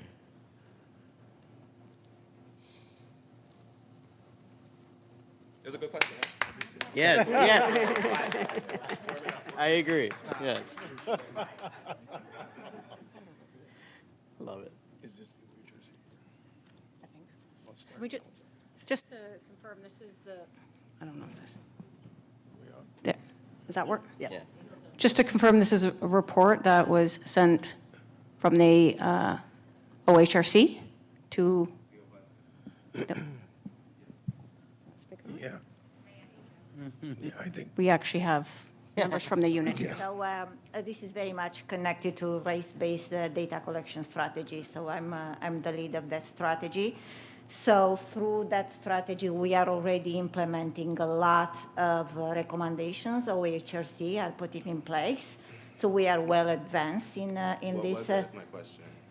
So there are different kinds of things. First of all, how we use the data and the data findings to change the procedures. For example, we have lots of changes on the use of force, supervision. So we have the supervisors taking a look at if use of force was an appropriate way of responding for different kinds of officers. So there are lots of changes, internally as an organization, policies and procedures, but at the same time, trainings for our officers, for biases in policing. We have an Black experience and Indigenous experience trainings. So it's a kind of, whole program in order to make it sure that our officers are properly equipped and understand the needs of diverse communities and properly and culturally appropriately respond when they interact too. And so this will reflect also on the trans community. So what you're telling me is this is what you implemented into the February 2020. So that's part of this race-based data collection. We started long back in 2020. We started to first collect the data, race on use of force, but then we gradually and cyclically we include different kinds of interactions of policing with communities, and we continue to collect this information, analyze, understand what the gaps are, and then looking back at the policies and procedures, trying to change and also continuously improving the trainings in order to ensure that police in general has better interactions with the communities and understanding their needs. So it is a cycle. So this isn't the end of the training. Just because these two trainings have been completed doesn't mean that that's the end. I just don't see no intersectionality of it all. You know what I'm saying? It's the importance, I think, too, is that this is, again, comes back to not operating a silo, right? So although this work, Gender Diversion Trans Inclusion Initiative, it can't just be the GDTI. It also has to be anti-Black racism. It also has to be a focus of mental health. It also, as we go around the CAC, the Community Advisory Committee, this is what we really have to rely on that lived experience, because we each all have that past lived experience, not myself included. I'd love to be included in that, but I'm not. But we rely on the lived experience of the CAC members. And the more diverse people, the more diversity within that committee, and the more people we bring into that committee with the more lived experience, the better the product will be. And the more important it is, because, for exactly like you say, it can't just be gender. It's got to be anti-Black racism. It has to be mental health. It has to be addictions. It has to be housing. Like we had this the wheel here. We went around what are what people think trans issues are, and what trans actual issues are. Now, granted, this is just this is from the Pink News survey, but it really is talking about exactly what you sort of spelt out. It's not just one thing. It's knowing it's issues with healthcare. It's accessing dental work and the problems around that. And the scope of the work has been touched on all lived experience, and especially noticed that within the gender and nonconforming community, that they're more particularly marginalized. We're dealing with things like not being able to, people's renovations and not being able to access their elevators, which is keeping them from not being able to participate with this work. People have, had housing issues come up while this has been going on. We've lost, so some of the members of our CAC no longer work with us because they're just not able to work with us, because as much as they want to come and have their voices heard, they have to put a roof over their head and they have to put food in their belly. And that's more of, they're struggling with that, let alone being able to come and help us do police services better. So we definitely appreciate that, and that became extremely... When it comes to funding, when you guys request funding, why is that never brought up? The premium. That's out of that is well out of the GDTI scope, but certainly I hear you. And that, funding is certainly, well, as much as they can, right? So may I just clarify, am I understanding that you're asking about, how are all of these reports building an intersectional analysis and action, so that there is this way of saying, okay, we've received feedback in this particular area and this particular area, and how are we integrating this so that there's this holistic view, analysis, and then subsequent action. Is that what I'm hearing? Is that you're asking about what is the intersectional integration of all of this information that's getting surfaced through these reports? Yes, like how is it playing into effect? So again, like the focus on today was the here. Hi, everybody on YouTube. Thank you. So again, today was the focus on the trans community and how the police interacts with the trans community. But the trans community in itself is an intersected community. So me as a Black and Indigenous trans woman falling under what you're presenting here today, but also relating to the Ombudsman findings, I want to know how this all plays. It seems like you guys are receiving a lot of information. I see you guys talking to the Muslim community. I see you guys talking to the Palestine community. I see you guys talking to the Jewish community. So this standard of evaluation that you put forward before us, it has an essence of, say, unity when it comes to these different intersectionalities, not just sexual orientation, but humanistic. So how do you take this information that you have received, compile this package, but make sure when you're compiling this package, you are ensured that your members are actually doing the work? How is it integrated?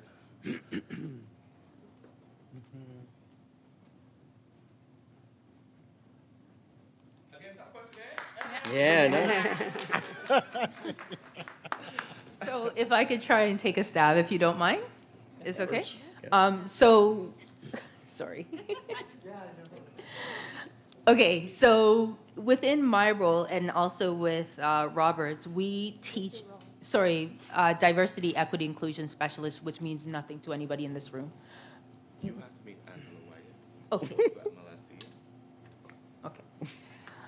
One of the things that we do is we teach at the college. And so we teach different courses at the college that has an intersectional lens.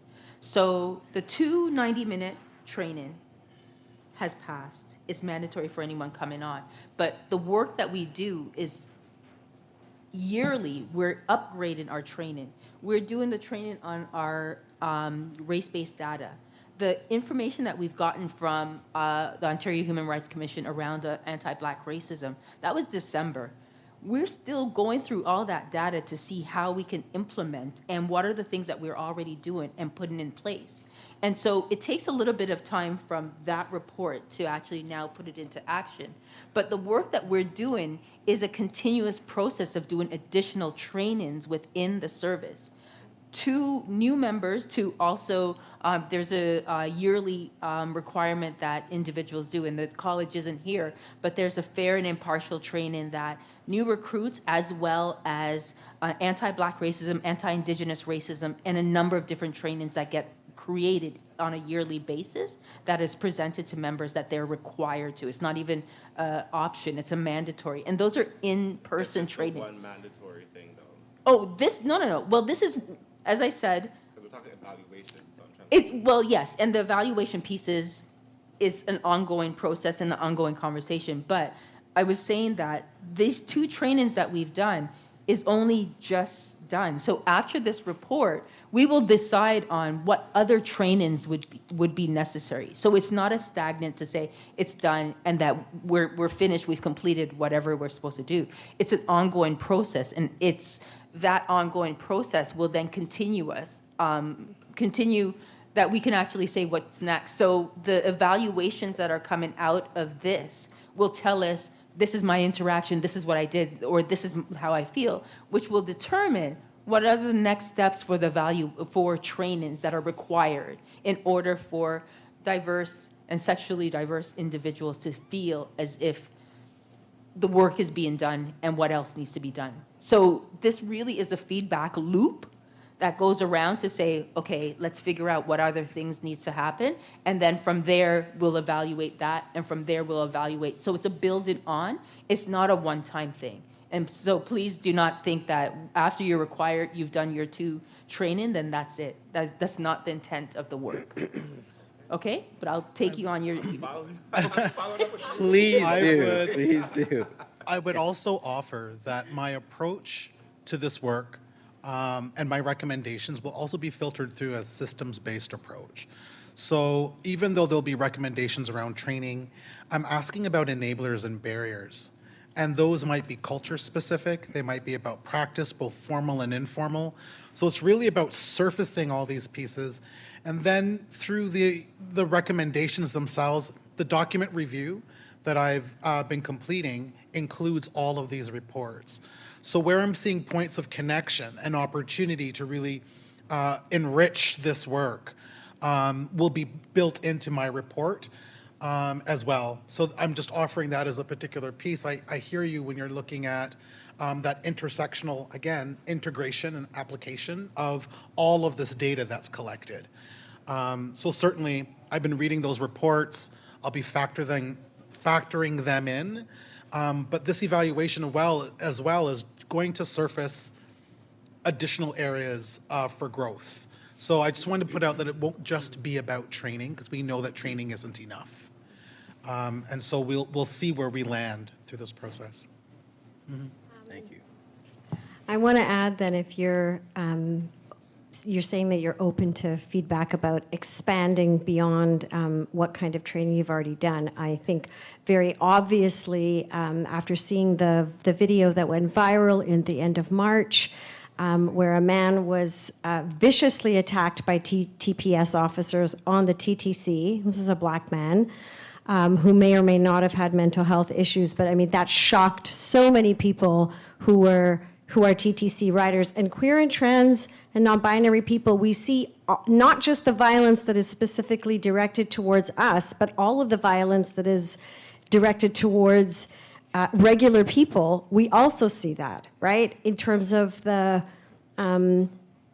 very extreme types of force that are used against protesters since, October 7th, but not only since October 7th with respect to people expressing their charter-protected rights, freedom of expression, freedom of association. All of these things matter to queer and trans people as much as pronouns and as much as the various specific aspects of our gender-affirming care. And we see and witness all of that as people who are participating in society as fully as we want to be. It's not just about a pride parade. It's not just about pride floats. It's not just about June. It's all year round, and it's all of the aspects of our lives. And so these are, de-escalation as opposed to just going in and attacking people without even asking them if they're okay. And I'm talking about, for example, that March incident that we saw on the TTC that went viral on Instagram, and also the way that TPS reacts to people who are exercising their charter-protected rights of protest in a time of genocide. So those things also matter to queer and trans people. Yes. Thank you. Did you? I just really liked what Mocha was saying. I just really liked what Mocha was saying about intersectionality, and it's a big piece for me too. So I'm going to go fill the survey out and talk about that, and I would encourage others too. I see sometimes in the theory and your experts, they have titles that are not coming to me, but your policy analysts who do talk about intersectionality and at the college, but how you translate that into everyday language. One thing I noticed on the MMIT, geez, I'm trying the acronyms, missing and missed implementation team is one piece of intersectionality I saw that I really appreciated was no gender on names of people who are missing, who reported missing, and that and I think I'm not sure there's one way of reporting that I see a gender, and it's in a male female, but another way where it's not. But once a person is found, that their photos and their information is asked to be removed. So there's one piece I think where couple different worlds came together for positive outcomes, at least something I appreciated. Yeah. Thank you. Can I? Oh. No, I was just saying thank you. Oh, cool. Yes.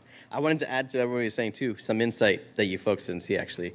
For example, in some of the training materials, you have people from the community and the committee from different diverse backgrounds that actually spoke to multiple identities, ethnicity, different abilities, different, yeah, just like generally all these different intersecting identities and how that plays out in their experiences.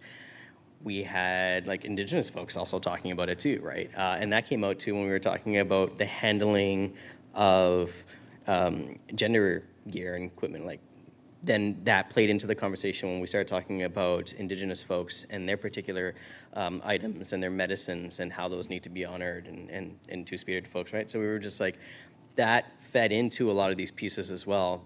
Those were conversations and some of the training and stories were integrated in that, which you didn't get to see. Like 90-minute is a big section to fill, so there's a lot of stories that spoke to actually intersectionality within the training as well. We didn't speak too much, maybe something to look at in the future, but additionally, that is something I think, again, society, like the sector and social work, we're very much aware of the person-centered approach, which is really best practice to be culturally sensitive, and that's shifting and working together, shifting. It's something else that has come up is you're talking about the college training, Roseanne. I was able to be part of the training, so sitting there and watching their training where they are talking or they're doing a role play of someone who is doing a mental health call because they're beginning their transition and their partner left them and there's a divorce. Like there's this whole scenario of a person later on in life transitioning and how that's affecting their mental health. And it was in-person role-playing training, and we were able to sit there, observe, watch the officers, and you can see the difference between different officers, different skill sets, different generations, different even experiences on the job. Like you can see officers who have been traumatized by their experiences versus those who haven't, right? And so we were able to have them go through those role plays as well as debrief with them, not just procedural what they should do, but be aware of their own feelings, their own body language came up a lot, different aspects like that too. So it's an ongoing thing. That's something that we're looking at talking about later on in the fall, working with the college more, things like that. But this is, like I said, that we're saying this is the beginning, building, keep adding ideas, please, folks, thoughts, ideas, throw them in there. Totally need to keep building upon this. I'm going to add to that too. So, we talk about the 2 90-minute modules, which I don't know anybody who was able to get through them in 90 minutes. Certainly, I think it took a little bit longer, myself included. But also, like what Terrence was adding, inviting members of the CAC to the college where we do our 3-day in-service training program. So it's actually 3 days of training, and then we do scenario-based training, which we got to sort of oversee, and Terrence was a part of the debrief as well. Also adding that we do, with all of our new recruits, we do a community experience. So we bring them into the community. But before we do that, we talk about, what it's like now. You're now putting on a uniform. You're wearing the history that comes along with that uniform, right? And owning that history and knowing about that history. And also, she had to leave early, but there's a woman here that helped us with that training who's a part of the CAC as well. Made a video for each of our recruits to talk about her experiences. Another thing that we do also is speaking on the 5-day intersectional course that has now been implemented. And again, a lot of the work that we set out to and the sort of minutes of settlement, it's been expanded upon. And one of the big reasons that it's been expanded upon is because it's not just the GDTI. It's the GDTI that's touched on anti-Black racism, that's touched on the mental health components that we've done within the service. So it's really collaborating, especially when we're talking about training with other sections. That's been the completeness of the experience, I think. Can I just want to add that this all lives in the context, excuse me, of a service-wide equity strategy. So everything that we get for feedback here, everything we do and the training you've heard about is informed by a whole host of other projects that all are really living within the context of an equity strategy that is service-wide. So the issues around intersectionality, the issues around committing to continuously improving and understanding how our encounters need to improve and how our training needs to improve is something that we're committed to, not just in what we've talking about here today, but in the context of a service-wide equity strategy as well. Do you think that superintendent? Sorry. Go ahead. On the microphone, yeah. Do you think Superintendent Stacey Clark's actions in helping promote intersectionality of race, per se, I don't know if it was really gender specific, if she was just helping men or women, I have no idea. But with her means of trying to promote this inclusion, how do you, what's the best way to word it? Yeah, just say it. Okay, so I'm hearing a lot of intersectionality and trying to integrate and stuff like that, and efforts made by the Toronto Police Force, but I see Stacey Clark's means in what she did as an effort to kind of erase that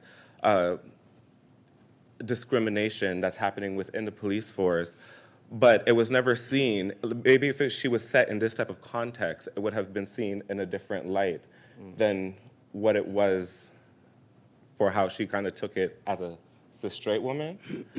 But how does the intersectionality kind of create itself when officers who are trying to make the means to have this inclusive equity foundation of a government branch, how does it kind of establish itself when they're being reprimanded for their actions in trying to fight that stigmatization and discrimination? Well, I think we know, what the underlying question is here, but there is an ongoing tribunal matter. That matter is not resolved. So, as the chief, I have to tell you, it wouldn't be appropriate for me to elaborate at this juncture. We do have a tribunal matter that's ongoing. That's a matter of public record. And I think, perhaps we can revisit some of these questions at the time where the matter's concluded. Do you at least acknowledge Stacey's efforts and what her... It's not appropriate for me to comment. It is a legal process. So I do have to respect the process. And that's, really to ensure the integrity of the process so that the process can evolve in the most appropriate way. So it just wouldn't be appropriate for me to comment at this juncture on what you're asking about. That is to say, after, follow up afterwards. And then we can have the conversation on that. But I'm also cognitive of time, and I know we had another individual too that had a question or comment before we wrap up. Yeah, go for it. Yeah. Hi. No, I just wanted to expand on what the chief mentioned a little while ago about the service-wide equity strategy. So I know we're all here to hear the updates on the Gender Diverse Trans Inclusion Project and what came about at that today. But if you read our service-wide equity strategy, I encourage you to, he mentioned a little bit briefly about it, but it really lists out tangible action items. And I know you mentioned, where are the action items, right? And across the service, whether it's training, whether it's our HR programs and policies, whether it's our data and technology. So it's really divided into all of those different areas in the service as well, and how we plan on moving out with those strategies and those tangible action items. And if you actually read our implementation plans, it has a timeline, it has accountability, measures of progress. So you can really keep us on track with that and follow us along on that journey.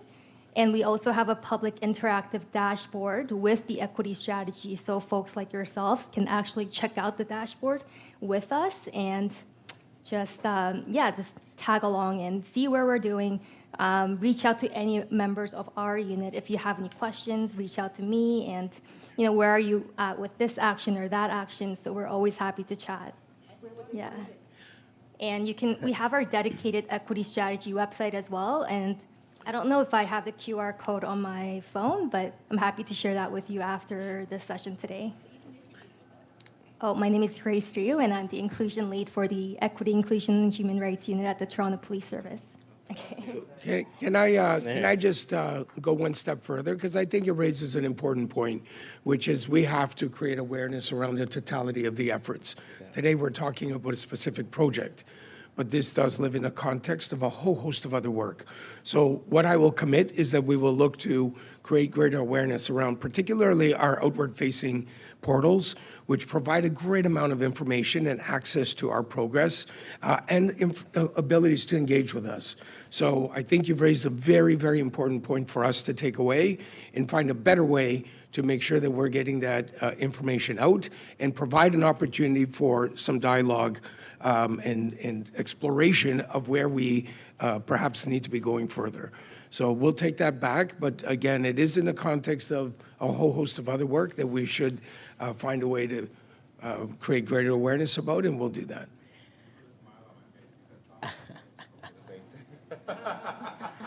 Hey, Chief, I know you wanted to do closing remarks, but right before that, I want to layer onto it as well. We were actually just whispering ideas. And that made me think, would love to hear from you, and not just you, like, I know, looking at everybody. In that, add that piece too, because my thought came, okay, how would community like us to engage? How would community like us to inform on all those pieces? What would be some barriers to that information process that we can try to address to make sure that they could access that information? So as you're doing this evaluation, feel free to add that. There's a portion on the end too. You can pop things in and share any ideas you have, because we want to make sure that we meet the community where they're at and offer what's needed. So I have to follow up.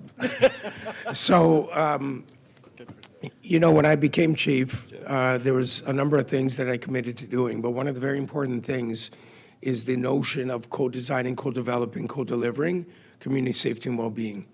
And this is exactly what we're discussing here. So your feedback on the totality of the perspectives that you're bringing to the table is what we need, because we do need to do this with you.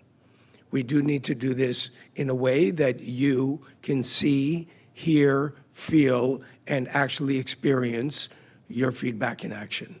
So I'd encourage you to please use the QR code, give us the feedback, give us the blunt feedback, because that is a commitment I made when I became chief, to co-design, co-develop, co-deliver. You heard me say it at the beginning. You're going to hear me say it one more time before I wrap up tonight.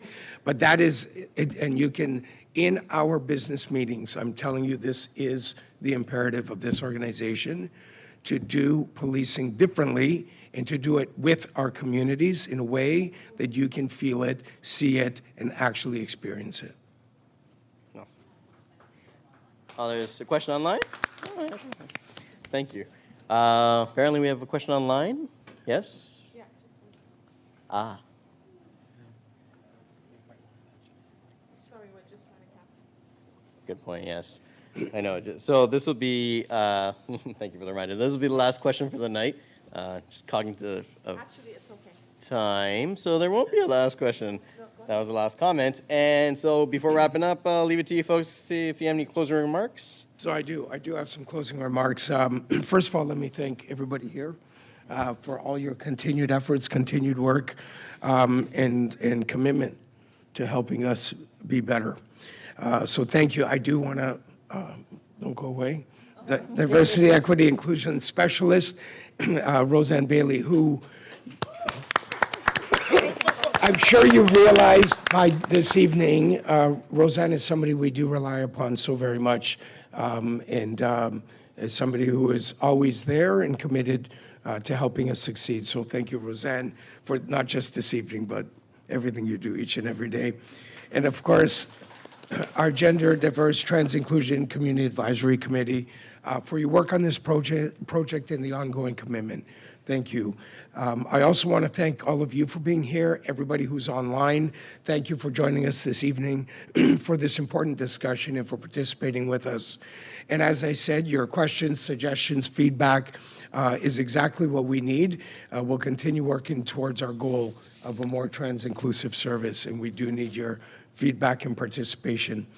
This gathering tonight and the work of our advisory committee are reminders of what we can accomplish when we engage with community members to co-design, co-develop, co-deliver community safety and well-being initiatives focused on the outcomes that are most important to our communities. I want to be clear, crystal clear on this. This work is not done. This is one step in an ongoing journey. As a service, we still have much more work to do, and we're committed to doing that with our communities. So thank you so very much, and everybody, I wish you all the very best on Pride Month. Thank you. Thank you. Don't forget the QR code.